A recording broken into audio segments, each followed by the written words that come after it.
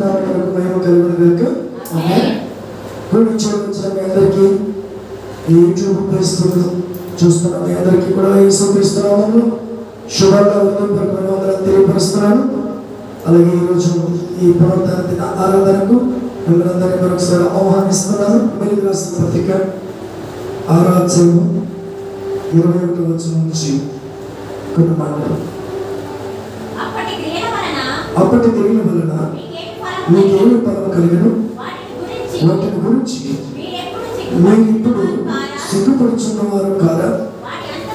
వాటి అంతం మరణమే.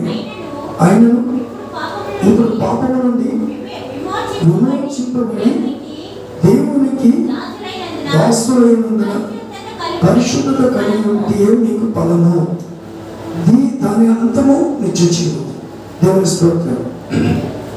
ఇక్కడ 2 విషయాలు దేవుడు తెలియపరుస్తున్నాడు. ఒకప్పుడు క్రియల వలన అయితే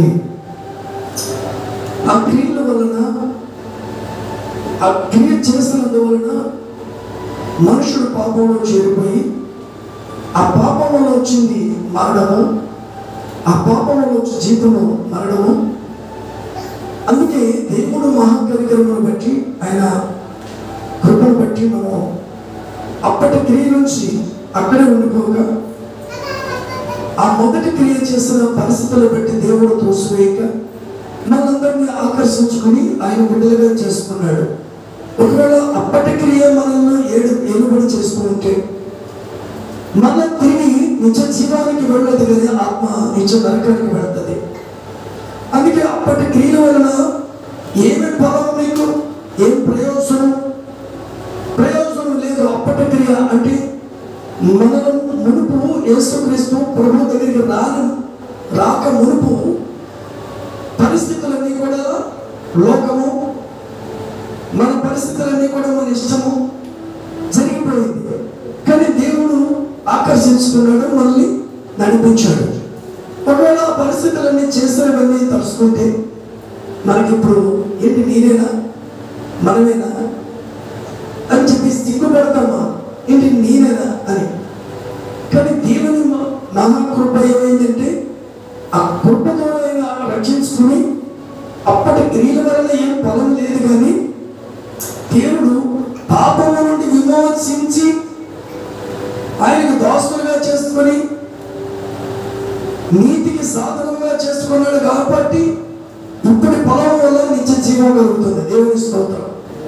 అప్పటి ఫలము వలన మరణానికి దారి తీసి నరకానికి తీసుకువెళ్తే ఇప్పటి ఫలము వలన దేవుడు పాపము నుంచి విడిపించి ఆ రక్తం ద్వారా కడగబడిన తర్వాత మనం ఈ ఫలము వలన నిత్య జీవానికి వారసులుగా చేశాడు. ఇప్పుడు మనం విడిపించబడ్డాం. చాలా మంది లోకంలో విడిపించబడవలసిన వారు చాలా మంది ఉన్నారు. ఎలా ఉన్నారు అంటే ఎవరి ఇష్టం వాడిది. ఎవరు కూడా దేవునికి లోపడకుండా వారి ఇష్టం. అంటే అప్పటి క్రియ ఇప్పటికీ ఏలబడి చేస్తుంది. ఎప్పటి క్రియ ఏలబడి చేస్తుందంటే ఆధారం నుంచి వచ్చిన స్వభావము మనుషుల్లో ప్రతి ఒక్కరిలో ఏలబడి చేస్తుంది. ఆ స్వభావాన్ని తీసేయడానికి యేసుక్రీస్తు రావాల్సి వచ్చింది.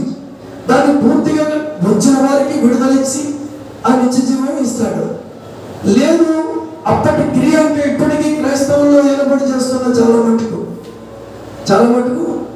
నమ్మి తప్పిపోతున్నారు, నమ్మి దూరమైపోతున్నారు. ఒకసారి ఎలా ఉంటే మరొకటి లోకంలో ఉన్నవారు కూడా అప్పటి క్రియ ఇప్పుడు చేస్తున్నారు. అప్పటి క్రియలు ఇప్పుడు చేస్తున్నారు. ఏంటో క్రియలు పాపం. ఆ పాపం వలన పరిస్థితులు ఏమీ కూడా అదుపులోకి రావు. మీరు మంచిగా చేస్తున్నారనుకుంటాడు పాపం. సిగరెట్ కలిసేవాడు వాడిని మానిపించడు, మందు తాగేవాడు వాడు మీరు మంచిగా చేస్తున్నాను అనుకుంటాడు, వ్యభిచరించేవాడు నేను మంచిగా చేస్తున్నాడు. అందులోంచి బయటికి రాలేడు. అందులోంచి బయటికి వ్యవస్థ అంతా చెడిపోయి ఉంది. అంటే కొంతమందిని దేవుడు ఆకర్షించుకుని తీసుకుని వచ్చాడు. కానీ అప్పటి ఫలము అప్పటి క్రియలు ఇప్పుడు కూడా ప్రజల్లో ఏర్పడి చేస్తుంది.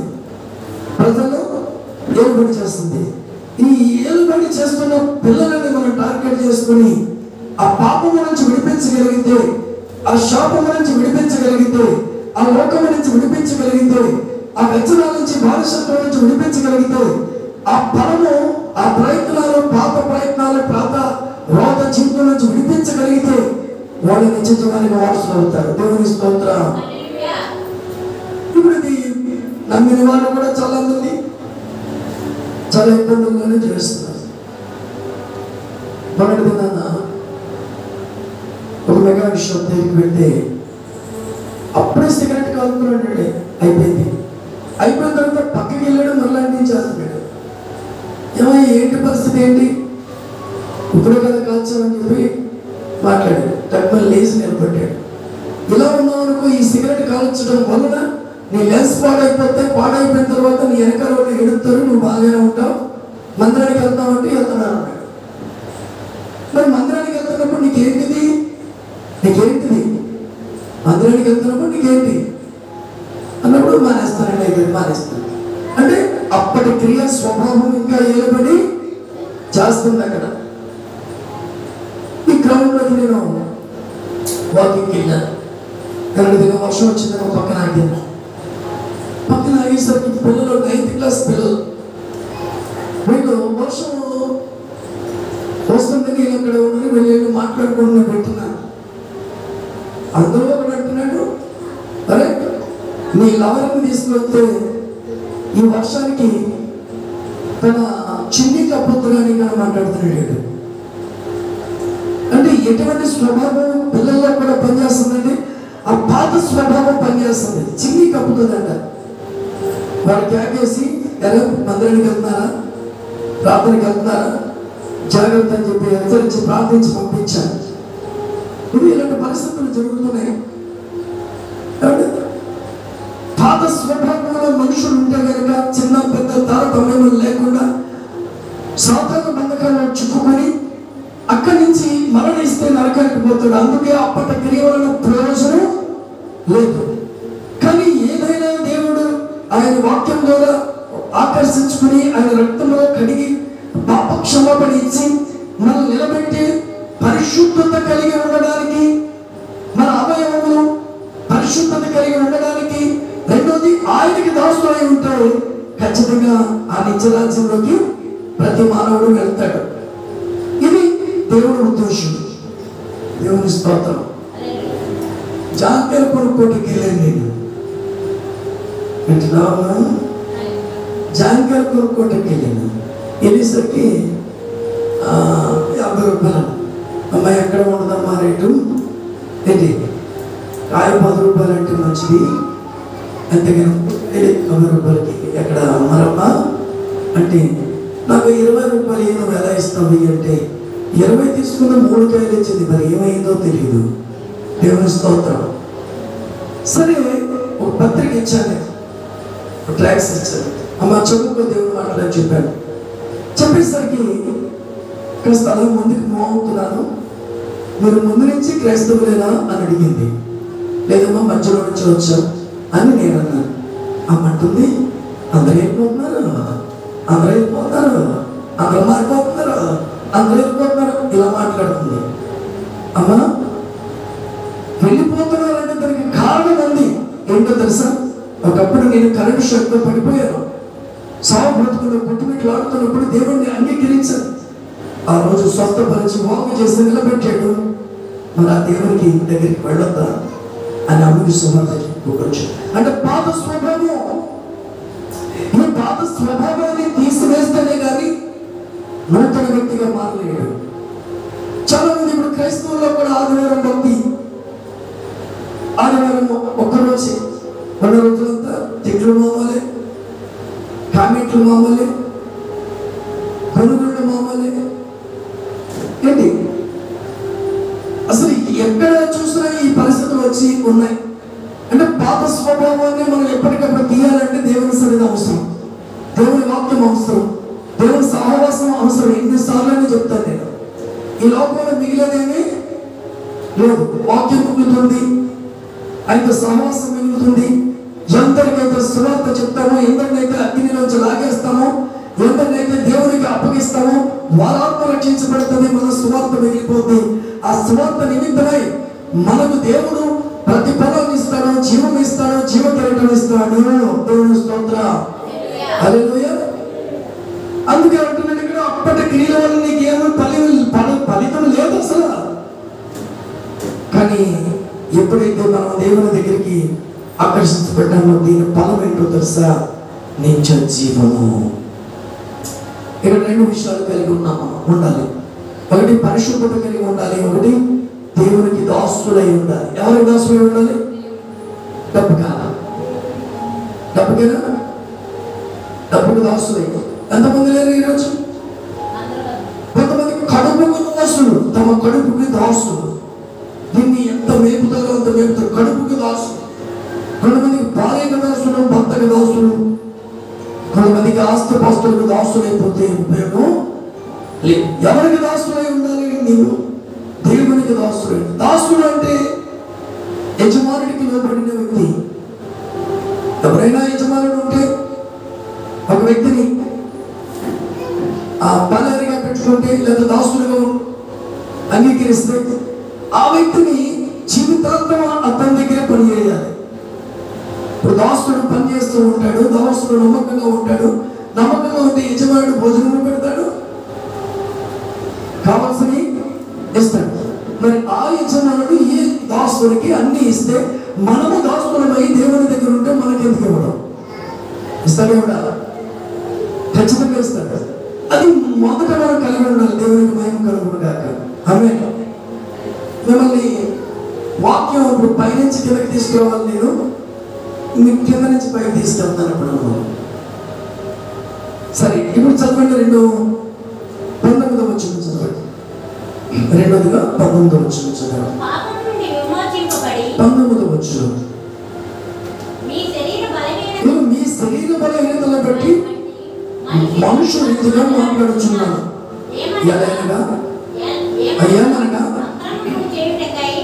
ఏమనగా అక్రమము చేయుటకై అపవిత్రతను అక్రమమునకును మీ అవయవములను దాసులుగా ఎలాగ అప్పగించుతున్నో అలాగే పరిశుద్ధత కలుగుటకై ఇప్పుడు మీ అవయవములను నీతికి దాసులుగా అప్పగించుడి. దేవుని స్తోత్రం. ఇప్పుడు అప్పుడు బలహీనతను బట్టి మీరు మీ అవయవాలని ఏం చేశారు? అక్రమముకు అపవిత్రతకు మీ అవయవాలని అప్పగించారు. వాటికి దాసులుగా ఉన్నాయి మీ అవయవాలు. కానీ అప్పుడు ఎలాగైతే వాటికి దాసులై ఉన్నారో కాదు, ఇప్పుడు నీతికి పరిశుద్ధతకును దేవునికి దాసులై ఉండాలి. దేవునికి స్తోత్రం. అప్పటి క్రియ వల్ల అయితే ఎవరికి ప్రయోజనం లేదు. అప్పుడు ఎవరికి అప్పగించారు? ఎవరికి అప్పగించారు? అపవిత్రతకు, అక్రమముకు, అవినీతికి దాసులైపోయారు. మావాడు తమ్ముడు ఇక్కడ కూర్చున్నాడు కదా, చాలా బుద్ధిమంతులే. మంది అయితే మామూలు కాదు. ఏంటి ఈయన ఇంకొక ఆయన ఇద్దరు కలిసి ఫుల్ ఈ మామూలుగా కాదు. వ్యాపారం చేయటం ఏంటి? వ్యాపారం చేయటం, చక్కగా మంది ఇటు. కానీ అప్పుడైతే ఎవరికి దాసుడై ఉన్నాడు? పోటలకి దాసుడై ఉన్నాడు, చాలాకి దాసుడై ఉన్నాడు. అప్పటి పరిస్థితి అయితే వాక్యం లేదు, లోకం ఉంది. అట్లాంటి పరిస్థితులు వచ్చి మహాదేవుని కృపను బట్టి తమ్ముడికి వాక్యం చెప్పాము, జాగ్రత్తగా చెప్పాము. దేవుడు ఆకర్షించుకున్నాడు. ఆ అవయవాలను నీతికి సాధనాలుగా చేసుకుని, పరిశుద్ధతకు సాధనాలుగా చేసుకుని దేవునికి దాసుడై ఉన్నాడు. దేవుని స్తోత్రం. హల్లెలూయా. ఇప్పుడు 4 వాక్యాలు పెట్టుకెళ్ళి మా తమ్ముడి ముందు అడిగితే అసలు వాటికి మా తమ్ముడికి సంబంధం లేదు. అలాగా ఎందుకు? వాటికి దాసుడై ఉన్నాము అప్పుడు, కానీ వాటిని విడిచిపెట్టి ఇప్పుడు దేవునికి దాసుడై ఉన్నాము. దాసుడై ఉన్నాము. మా పాస్టర్ టేబుల్ మీద తీసుకొచ్చి పెట్టేది నాకు. పాస్టర్ కాదు కదా, నేనే వ్యాపారస్తుని. అప్పుడు దానికి దాసులు మంచి చిన్న బ్రాకెట్ తీసుకున్నా తప్పే. వాటి నుంచి దాసత్వం నుంచి విడిపించి దేవునికి దాసులుగా చేశాడు దేవుడు. అందుకే అంటున్నాడు, అప్పటి క్రియల వలన మీ శరీర బలహీనతల వలన మీకు ఆదాము స్వభావం ఏలబడి చేస్తూ ఉన్నందున వలన అప్పటి దాసులై దానికి ఉన్నారు. కానీ ఇప్పుడైతే మీరు ఎవరికి దాసులై ఉండాలి? నీతికి, పరిశుద్ధతకు, దేవునికి దాసులై ఉండాలి. ఈ మూడు కలిగి ప్రతి ఒక్కరూ కలిగి ఉండాలి. ఇలా కలిగి ఉంటే నీతికి, పరిశుద్ధతకు, దేవునికి దాసులై ఉంటే ఈ ఫలము నిజ జీవం అంటే పరలోకానికి. లేదు, ఈ అవయవాలు మీ శరీర బలహీనతలు బట్టి అక్రమానికి, అవినీతికి, మరి క్రమము లేని పరిస్థితులకు అప్పగించబడితే దీని వలన దీని అంతం ఏంటంటే మరణం. ఈ మరణం ఎక్కడికి తీసుకెళ్తుందంటే నరకానికి తీసుకెళ్తుంది. ఈ విచ్చలవిడితనాల నుంచి ప్రజలు విడిపించబడాలి. వాక్యం వినండి, దగ్గరికి రండి అని అంటే చెవులో ఎంత చెప్పినా వినలేకపోతే రేపు అన్న రోజున ఒక రోజు తీర్పు ఉంటుంది. మనం చెప్పవలసింది చెప్తున్నాం, వినవలసినవి వింటున్నారు. ఈ కాల్ ఎంత మైకులు మోగుతూనే వింటున్నారు, కానీ అవయవాలు పాడు చేసుకుంటున్నారు. మరి దానికి అన్నిటికీ ఈ లోకంలో పాపానికి చేరువైపోయారు. దాని నుంచి విడిపించబడితే కానీ పరలోక రాజ్యం హక్కు రాదు. ఎవరు ఇది అనుకుంటున్నారు? ఇది స్టాండర్డ్. ఏంటి ఇది స్టాండర్డ్? ఏం స్టాండర్డ్? ఎంతవరకు స్టాండర్డ్? 70-80 అయిపోయిన తర్వాత, ఈ 70-80 అయిన తర్వాత ముగిసిపోతుంది కాలం. ప్రతి ఒక్కరు వెళ్ళిపోవాలి. నా పిల్లండి, మా అమ్మాయి అండి, మా అబ్బాయి అండి, మా కోడలండి, మా కొడుకు అండి, ఏమి సెట్టింగ్ ఏమో ఉండదు. మా పిల్లలకు పెళ్లి చేయాలి, మనవరాలు పుట్టాలి, మనవరాలు పుట్టాలి, ఇవన్నీ ఎన్నైనా సరే కొద్ది కాలమే. అందుకే నీతికి సాధనలుగా చేసేవాళ్ళు. చివరి మాట చెప్తూ ముగిస్తాను. 17 వచ్చింది. ఇందులో చూడండి, ఇక్కడ క్లారిటీగా ఇచ్చింది. మీరు పాపములకు దాసులై ఉంటారు కానీ ఏ ఉపదేశ క్రమమునకు మీరు అప్పగింపబడుతున్నారు దానికి హృదయపూర్వకంగా లోబడిన వారై పాపము నుండి విమోచింపబడి నీతికి దాసులైందని ఇందుకు దేవునికి స్తోత్రం కలుగును గాక. ఆమేన్. మీరు పాపములకు దాసులై ఉంటారు కదా, మరి ఎలా రక్షించబడ్డారు? పాపములకు పురుగుపోయారు కదా, ఎలా రక్షించబడ్డారు? లోపల పడి అదే కరెక్ట్ అనుకున్నారు కదా, ఎలా రక్షించబడ్డారు? అంటే ఉపదేశ క్రమము. ఏంటి ఉపదేశ క్రమం? అంటే నీ దగ్గరికి వాక్యం వచ్చింది కాబట్టి ఈ వాక్యం ఏం చేసిందంటే లోకం నుంచి తప్పించింది. ఒక ఆయన బైబిల్లో చాలా తప్పులు తీసేద్దాం అనుకున్నాడట. మొత్తం లాగేద్దామని బైబిల్ అంతా చూద్దాం, దీని తప్పులన్నీ వెతికేసి మొత్తానికి ప్రింట్ చేసి ప్రజలకు పనిచేయాలి, తప్పుడు గ్రంథం అని చెప్పేసి చదవడం మొదలుపెట్టాడట. మొదలుపెట్టి చదువుతుంటే ఈ లోపల ఉన్న తప్పులన్నీ బయటకు వస్తున్నాయి. ఇవి శరీరంలో చేసిన కార్యాలన్నీ బయటకు వస్తున్నాయి, పాపాలన్నీ బయటకు వస్తున్నాయి. ఇవన్నీ బయటకు వస్తూ ఉండగా ఆ వ్యక్తి మారు మనసు పొందారు. ఆయనే ఆర్ఆర్కే మూర్తి గారు. దేవుని స్తోత్రం. తప్పులు బయట పెట్టేదే గ్రంథం. ఇలాంటి గ్రంథం ఎక్కడ కలిగి లేకపోతే చాలా కష్టం. అందుకే పాపములకు దాసులై అప్పుడున్నారు. ఈ ఉపదేశ క్రమం అంటే ఈ వాక్యం నీ దగ్గరికి వచ్చింది. ఈ వాక్యానికి లోబడమే నీవు దిద్దుకోవడం, ఈ వాక్యానికి నువ్వు లోబడమే సరి చేసుకోవడం, ఈ వాక్యానికి లోబడమే నీ జీవితాన్ని మార్చుకోవడం, ఈ వాక్యానికి లోబడమే నువ్వు ఆ మార్గానికి వెళ్ళడం, ఈ వాక్యానికి లోబడమే నీవు పరిపూర్ణులుగా పరిశుద్ధులుగా మారడానికి, నీతిగా మారడానికి ఈ వాక్యమే కారణము. దేవుని స్తోత్రం. అందుకే ఈ వాక్యం దగ్గర ఎప్పుడో ఆదివారం, ఎప్పుడో శుక్రవారం, ఎప్పుడో ఉపవాస కొడుకులు ఈయన తహదాడాల. మనకి ఒక ఆదివారం వచ్చేసరికి చాలా కష్టమైంది. సరే, ఏదేమైనా 2 3 10 మంది ఉన్నా లెక్కేం లేదు. ఇక్కడ వాక్యం క్రమం మనకి జరుగుతూనే ఉంటుంది. ఎంతమంది వచ్చినా జరుగుతూనే ఉంటుంది. కాకపోతే ఈ వాక్యాన్ని అందరూ పొందుకుంటే హృదయం చేంజ్ అవుతుంది. ఈ ఉపదేశం లోపలికి వెళ్తుంది. ఈ ఉపదేశం వలన బ్రతుకులు మారిపోతాయి. దేవుని స్తోత్రం. అందుకే మీకు బడిన దాన్ని ఏంటంటే ఉపదేశములకు మీరు అప్పగింపబడుతున్నారు. దానికి హృదయపూర్వకంగా లోబడిన వారై, హృదయపూర్వకంగా లోబడటం ఏంటండి? హృదయపూర్వకంగా లోబడటం. ఎప్పుడైతే ఈ లోబడే మనసు లేదో, ఎప్పుడైతే ఈ వాక్య ఉపదేశానికి లోబడే మనసు లేదో, ఎప్పుడైతే ఈ వాక్యానికి ముందుకు వెళ్ళే అవకాశం లేదో, ఎప్పుడైతే ఈ వాక్యం దగ్గరికి సరి చేసుకోవడానికి రాకపోవడం, ఇవన్నీ కూడా చాలా డేంజర్ అన్నమాట. మంచి మాటలు ఎవరు చెప్పిన వినొచ్చు కదా, వినొచ్చు కదా. ఇప్పుడు వింటారా? స్టార్టింగ్ చేయకుండా ఎంతసేపు అయినా చేస్తారా? పనికి మన స్టోరీస్ అంతా వినమంటే వింటారు. ఇంగ్లీష్లో డబ్బింగ్ పిక్చర్స్ చూడమంటే చూస్తారు. కార్టూన్స్ ఎన్ని గంటలైనా చూస్తారు. ఇంకోటి ఏంటో తలకాయల బొమ్మలు వస్తాయి, ఏంటంటారు దాన్ని. మంది ప్రపంచం అంతా కూడా అటెక్ట్ అయిపోయారు దాన్ని. తెలుసా? ఫిల్మింగ్ వచ్చి అంటారన్నమాట స్టార్లోకి. ఇప్పుడు అది గుర్తొచ్చింది. ఎంతమందికి పిల్లలు ఏడుస్తున్నప్పుడు కూడా ఊరుకుంటారు తెలుసా? ఏడుస్తున్నప్పుడు కూడా ఊరుకుంటారు. అంటే దాసులు అయిపోతున్నారు, ప్రతి దానికి దాసులు అయిపోతున్నారు. అంటే వాక్యానికి దాసులు అవ్వట్లేదు. మీకు ఇంకా చూస్తే కోతులు కూడా, కోతులు అండి సెల్సోడు చెప్తున్నా ఇలాగా కోతులు. మన కుక్క పేపర్ చదువుతుంది ఏంటి అంటే అలా చదువుతున్నట్టు నటించేస్తుంది, అది జీవించేస్తుంది.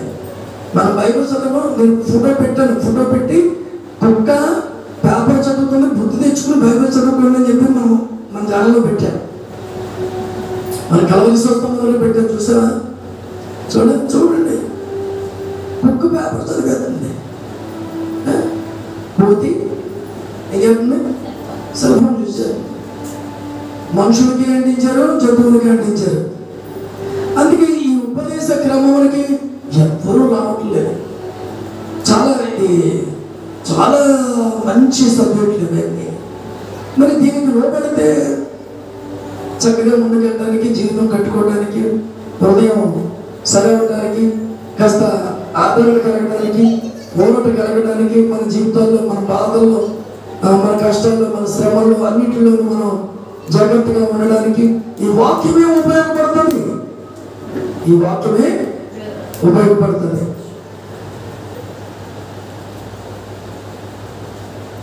మంచిదేనా? ఈ వాక్యము ఉపయోగపడుతుంది. ఈ వాక్యం కోసం మేము తాడేపల్లిగూడెం వెళ్ళేవాళ్ళం తెలుసా? తాడేపల్లిగూడెం అంటే ఎక్కడ? దగ్గరైనా 5 కిలోమీటర్ల 3 30 55 కిలోమీటర్లు అండి ఇక్కడికి. రాష్ట్రంలోని ఈ వాక్యం కొరకు వెళ్ళేవాడు. బి రవికుమార్ గారు, మా ఆత్మీయ తల్లిదండ్రులు, రవికుమార్ గారు, వదినమ్మ గారు, వారి దగ్గరికి వెళ్ళి వారి క్రమాలన్నీ చెప్పుకుంటూ వస్తూ ఉంటే అన్ని శ్రద్ధ కలిగి విన్నాను, నేర్చుకున్నాను, మార్చుకున్నాము, నిలబడ్డాం. మరి ఈ రోజు ఈ వాక్య ఉపదేశం వారి దగ్గర నుంచి పొందుకున్నాం కాబట్టి ఈరోజు నిలబడడానికి అవకాశం అయింది. మరి నేను పొందుకోకపోతే ఎక్కడ నిలబడతావు? ఈ ఉపదేశ క్రమం వరకు నువ్వు లోబడి, నీవు హృదయపూర్వకంగా అప్పగింపబడి, పాపము నుండి విడిపించబడి, దేవునికి దాసుడమై, నీతికి దాసుడమై లోబడి ఉంటే ఆ నిత్య రాజ్యం, నిత్య జీవం ఉంది. ఇక్కడ చూడండి, నిత్య జీవం కొరకు, ఈ నిత్య రాజ్యం కొరకు బోధిస్తూ ఉంటే ఏం బోధండి, అదేం బోధండి అని అనుకుంటారు. కావాల్సింది అది. ఇక్కడ బస్తాలు పడవండి, బస్తాలేమి నువ్వు కష్టపడిన దాన్ని దీవిస్తాడు దేవుడు. ఇక్కడ ఆశీర్వాదాలన్నీ కూడా ఎందుకు వస్తాయి తెలుసా? నీవు ఆయనకు లోబడి, నీతికి లోబడి, పరిశుద్ధతకు లోబడి, ఆయనకి దాసులై ఉంటూ వస్తాయి. అంటే మనం దీనికి లోపడకుండా ఎన్ని చేసినా వేస్ట్, ఏం ప్రయోజనం ఉండదు. మొదట అన్నాడు, మొదట నీతిని, రాజ్యాన్ని వెతకండి, అప్పుడు అన్ని ఇస్తానన్నాడు. అది మానేసి అన్ని తొడుకుంటే ఎక్కడ వస్తాయి? అర్థం చేసుకోండి. అందుకొరకే ప్రతి విషయంలోనే మేము వెళ్ళి నేర్చుకున్నాం. మీరు నేర్చుకోండి, ప్రతి మాట రాసుకోండి, మళ్ళీ ధ్యానించండి. ఆ వాక్యం ఎక్కడ తీసుకెళ్తుందంటే నిత్యరాజ్యంలోకి తీసుకెళ్తుంది. ఇక్కడ నిప్పులు తగ్గుతాయి, స్వస్థతలు అవుతాయి, దెయ్యాలు పోతాయి, రోగాలు పోతాయి, ఏంటి అప్పులు తీరుతాయి, అన్నీ అవుతాయి. కానీ అంతకంటే ప్రాముఖ్యం నీలో ఉన్న ఆ ఆత్మరక్షణ కావాలా, నీలో ఉన్న ఆత్మ రక్షించుకోవాలి. నేను ఎందుకు భక్తి చేయాలి? ఇంతకాలం వస్తున్నామండి, ఏం అవ్వలేదు అంటే కొంత లేట్ అవ్వచ్చు, కొంత ముందు అవ్వచ్చు. ఏంటి కొన్నిసార్లు కొంతమందికి వెంటనే జరుగుతాయి కార్యాలు విశ్వాసాన్ని బట్టి, కొంతమందికి కొంత లేట్ అవ్వచ్చు. కానీ ఏదేమైనా కానీ ఇక్కడ రావడానికి, దిద్దుకోవడానికి, వాక్యంలో కట్టబడడానికి, నీతిలో ఉండడానికి, పరిశుద్ధతలో ఉండడానికి, దేవుల్లో ఉండడానికి సమస్తము సిద్ధమైపోతే, ఆయనకి దాస్తులై ఉండగలిగితే అవి వెనకాల మొత్తం వస్తాయి. దేవుని స్తోత్రం. ఏంటి మొత్తంటే వెనకాల వస్తాయి. నువ్వు అదే క్రమం నేర్చుకున్నావు. అసలు నిజంగా చెప్తున్నా, తాడేపల్లి కూడా వెళ్ళడానికి మాకు డబ్బులు ఉండేవి కదా. బండి మీద పెట్రోల్ ఖర్చు మాత్రమే ఉన్నాయి. ఎండ మండు ఎండలో మా కాళ్ళు కాలిపోయి ఆ ఎండలో అలాగే వెళ్ళేవాడు. మూడు వర్షం ఉంది, ఆ వర్షంలో అలాగే వెళ్ళేవాడు. అలాగే సాధన చేసుకున్నాం మా చేతి, అలా నిలబడిన వాక్యంలో ఈ ఉపదేశ క్రమానికి ముట్టుకున్నాం. అందుకే ఆయన మాకు ఆ ఉపదేశ క్రమాన్ని నేర్పించి దేవునికి దాసుడుగా చేసుకుని ఈరోజు ఇలా నిలబెట్టాడు. దేవుని స్తోత్రం. అందుకే మీరు కూడా ఎవరికి దాసుడు ఉండద్దు. దేన్ని ప్రేమించడం నేను ఇష్టం. పిల్లల్ని ప్రేమించుకో, ఎక్కువ భర్తను ప్రేమించుకో, భార్యను ప్రేమించుకో, అలాగే మొత్తం విడిచిపెట్టండి. మంచి పాస్టర్ గారు చెప్పారు కదా అని చెప్పేసి అంటే దేవుని కంటే ఎక్కువగా ప్రేమించుకో, అది విషయం. అర్థమైందా? దేవుని కంటే ఎక్కువ ప్రేమించుకో. మొదటి స్థానం ఎవరిది? మీ అమ్మాయి ద్వారా. మొదటి స్థానం దేవునిది, రెండో స్థానం మనది. ఎన్నిసార్లు చెప్తానేమాట అంటే ప్రేమించండి, అన్ని ప్రేమించండి, కానీ దేవునిది మొదటి స్థానం. అందుకే పాపానికి దాసుడే ఉన్నవాడు పాపానికి దాసుడే. మొన్న ఒకసారి చూసాను నేను, రోడ్డు మీద కంటే జనం వచ్చేసారు. రోడ్డు మీద కంటే జనం వచ్చేస్తుంటే ఏంటిదంటే ఇంక మందు షాప్ అయితే దిగాను. మందు షాపు సాయంకాలానికి వెళ్ళిపోతుంది. ఎంత డబ్బంతా సాయంకాలం. ఒక ఆమె సాయంకాలం రోడ్డు మీద ఉంటుంది. అమ్మాయి తప్పమ్మా, జాగ్రత్త, నరకానికి వెళ్ళిపోతావు, జాగ్రత్త, నీ ఆత్మ నరకానికి వెళ్ళిపోతుందని చెప్పేసాం. మేము చెప్తున్నాం, సువార్త పత్రికలు ఇస్తున్నాం. అది చదువుకుంటే మనసు మారితే బానిసత్వం నుంచి పాపంలో ఉన్న బానిసత్వం నుంచి విడిపించబడతారు, బాగుపడతారు, ఆత్మ రక్షించబడతాయి. ఎంత చెప్పినా అనకపోతే చెప్పవలసిందంతా చెప్పేస్తున్నాం, చెప్పవలసింది చెప్తాం. ఒకవేళ వినకపోతే ఎవరితో ప్రాబ్లం? అంటే ఎంతమందికి నేను ప్రతిరోజు కూడా చెప్తూనే ఉంటాను, రండి కూర్చుంటే ఇన్ని మాటలు వస్తున్నాయి. ఈ వాక్యం ద్వారా రెండు విషయాలు అర్థమవుతుంది. ఒకటి, బయట ఉండి పాపంలో ఉండి అవినీతిలో ఉండి అక్రమంలో ఉండి మన ఇష్టమైనట్టుగా నడిస్తే దానికి బానిసత్వం కలిగి ఉంటే అక్కడి నుంచి నరకానికి వెళ్ళిపోతే ఆత్మ కాదు. దేవుని వాక్యానికి అప్పగించబడి నీతికి సాధనమైన ఈ అవయవాలను అప్పగించుకొని పరిశుద్ధత కలిగి దేవునికి లోబడి ఆయనకి దాసులై ఉంటే కనుక మన ఆత్మానిచ్చే జీవానికి చచ్చిపోయాడండి. ఎక్కడికి పోయాడండి? ఎక్కడ పోయాడు? ఏమంటారు? శని ఏంటి? శని పోయాడు, చనిపోయాడంటే ఎక్కడికి పోయాడు. ఎక్కడ పోయాడు? రెండు స్థలాలు బైబిల్ క్లారిటీ ఇచ్చింది. ఒకటి, ప్రభువునందు ఉన్న వారికి శిక్ష లేదు, ప్రభువునందు ఉన్న వారికి నిత్య జీవం పరలోకం, అక్కడికి వెళ్ళాలి. లేదా ఒప్పుకోలేదు, లోకం అంతా కలిసి లోపల ఉంది, చచ్చిపోయాడు. చచ్చిపోయిన తర్వాత నరకానికి పోతాడు. నరకము చాలా స్పీడ్గా ఉంటుందా? చాలా కూల్గా ఉంటుందా? చాలా టేస్ట్గా ఉంటుందా? మామూలుగా ఉండదు అక్కడ.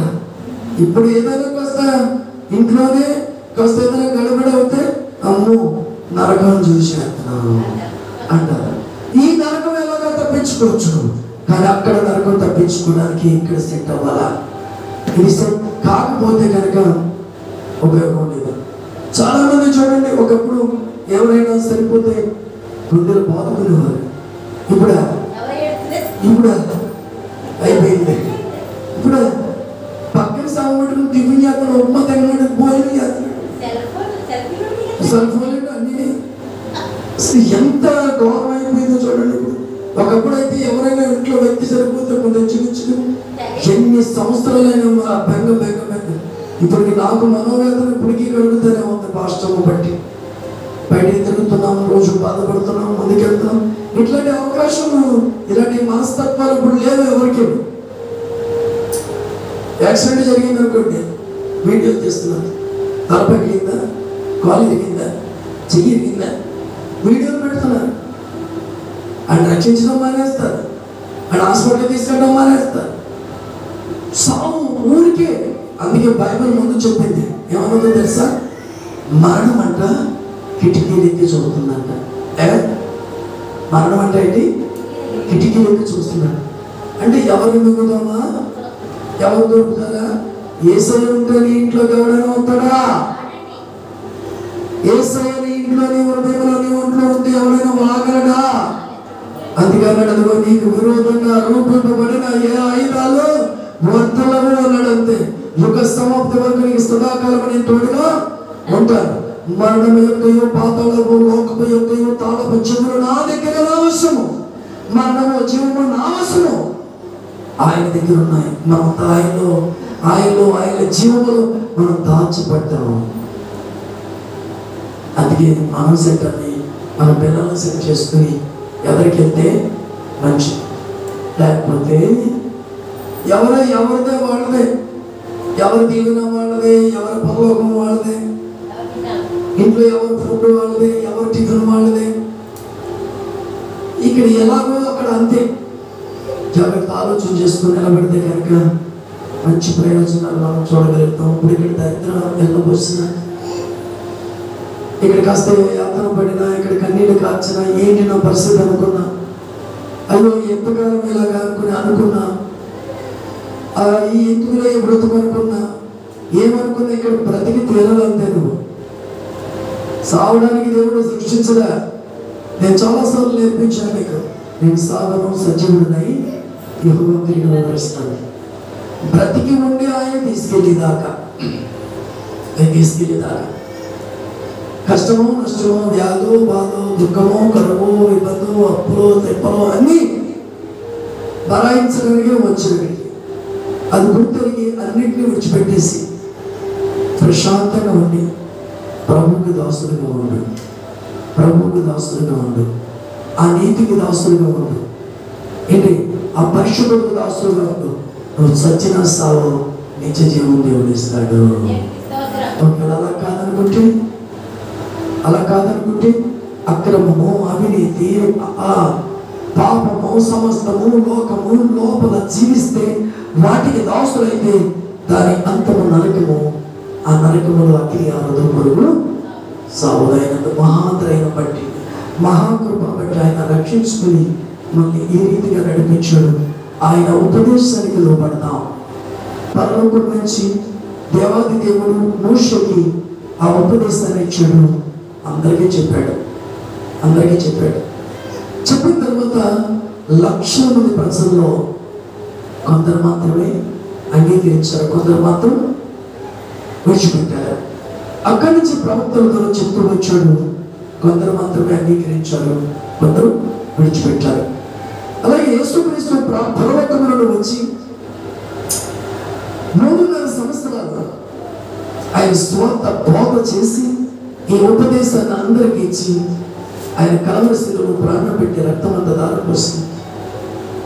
పునరుత్థానుడుగా మరణాన్ని గెలిచి, మరణపు ముళ్ళను విరిచి, మనకు రావాల్సిన శిక్షణంతని కొట్టివేసి, సాతాను వాడి అనుసరులను నిరాయుధుడిగా చేసి, వాడి పాతాళ లోకంలో తొక్కేసి మనకు విజయం ఇచ్చి ఆయన కొంచెం చేయగా తిరిగి లేచాడు. జీవము కలిగిన దేవుడు పరలోకానికి వెళ్ళాడు, మళ్ళా రాబోతున్నాడు. వచ్చేదానికి ఉపదేశాన్ని గట్టిగా పట్టుకుందాం, నీతిగా జీవిద్దాం, పరిశుద్ధంగా ఉందాం, దేవునికి దాసులుగా ఉందాం. దీని అంతము నిత్య జీవం, పరలోకం. అటువంటి కృప మనందరికీ దేవుడు ఇచ్చుగాక. ఆమేన్.